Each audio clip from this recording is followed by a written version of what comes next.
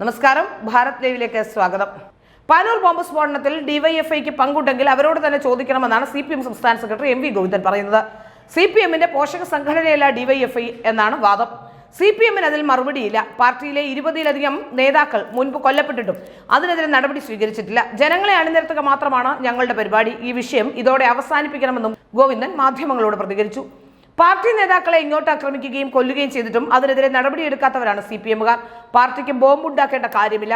DYFI എന്ന യുവജന സംഘടന പ്രവർത്തിക്കുന്നുണ്ട് എന്നത് ശരിയാണ്. എന്നാൽ ഞങ്ങൾക്ക് അങ്ങനെ ഒരു പോഷക സംഘടനയില്ല. അത്തരം പോഷക സംഘടനകൾ കോൺഗ്രസിലാണുള്ളതെന്നും MV ഗോവിന്ദൻ പറയുന്നു. അതേസമയം പാനൂർ സ്ഫോടന കേസിൽ പ്രതികൾ ബോംബുണ്ടാക്കിയത് രാഷ്ട്രീയ എതിരാളികൾക്കെതിരെ പ്രയോഗിക്കാനാണെന്ന് റിമാൻഡ് റിപ്പോർട്ടും ഉണ്ട്. രക്ഷാപ്രവർത്തനത്തിന് എത്തിയതെന്ന് CPM സംസ്ഥാന സെക്രട്ടറി MV ഗോവിന്ദൻ പറയുന്ന അമൽ ബാബു തെളിവ് നശിപ്പിക്കാൻ ശ്രമിച്ചു എന്നാണ് റിപ്പോർട്ടിൽ പറയുന്നത്.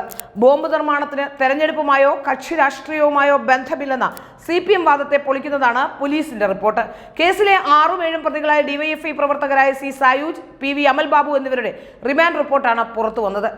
ഏതായാലും ഡിവൈഎഫ്ഐ CPMന്റെ പോഷക സംഘടനയല്ല എന്നാണ് പറയുന്നത്. എന്താണ് അതിന്റെ സാങ്കേതികത്വമെന്ന് ഇതുവരെ വിശദീകരിക്കാനും MV ഗോവിന്ദന് കഴിഞ്ഞിട്ടില്ല.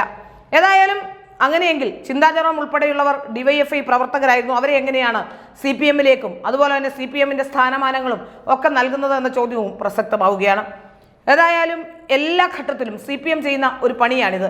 ആരെങ്കിലും പ്രതിരോധത്തിലാവുക, ഏതെങ്കിലും സംഘടനകളോ ഏതെങ്കിലും വ്യക്തികളോ ഒക്കെ അവരുമായി ബന്ധപ്പെട്ട് പ്രവർത്തിക്കുന്നവർ പ്രതിരോധത്തിലായാൽ ഒറ്റയടിക്ക് അങ്ങ് തള്ളി പറയുക. അതൊക്കെ ജനങ്ങൾക്ക് വിശ്വസിക്കാൻ കഴിയില്ലെങ്കിലും അത്തരത്തിൽ ചില കാര്യങ്ങളൊക്കെ പറയണം. നമുക്കറിയാം, നമ്മുടെ MA ബേബിയൊക്കെ സംസാരിക്കുന്ന കേട്ടാൽ ആർക്കും ഒന്നും മനസ്സിലാവില്ല, എന്താണ് പറയുന്നതെന്ന് മനസ്സിലാവില്ല. അതുപോലെ തന്നെയാണ് MV ഗോവിന്ദനും.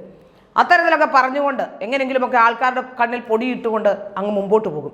പിന്നെ ബാക്കിയുള്ളവർ ഇതിനെ ചോദ്യം ചെയ്യുകയുമില്ല. ഏതായാലും ഇപ്പോൾ ഡിവൈഎഫ്ഐ പോഷക സംഘടനയല്ല എന്നാണ് പറയുന്നത്. ഇനി ഡിവൈഎഫ്ഐക്കാരെ ആരെങ്കിലും കോൺഗ്രസിലോ BJPയിലോ ഒക്കെ ചേരുമോ എന്ന് നമുക്ക് അറിയേണ്ടതായുണ്ട്. കാരണം ഡിവൈഎഫ്ഐ പോഷക സംഘടനയല്ല, CPMന്റെ സംഘടനയല്ലെങ്കിൽ പിന്നെ ഏത് സംഘടനയാണ്?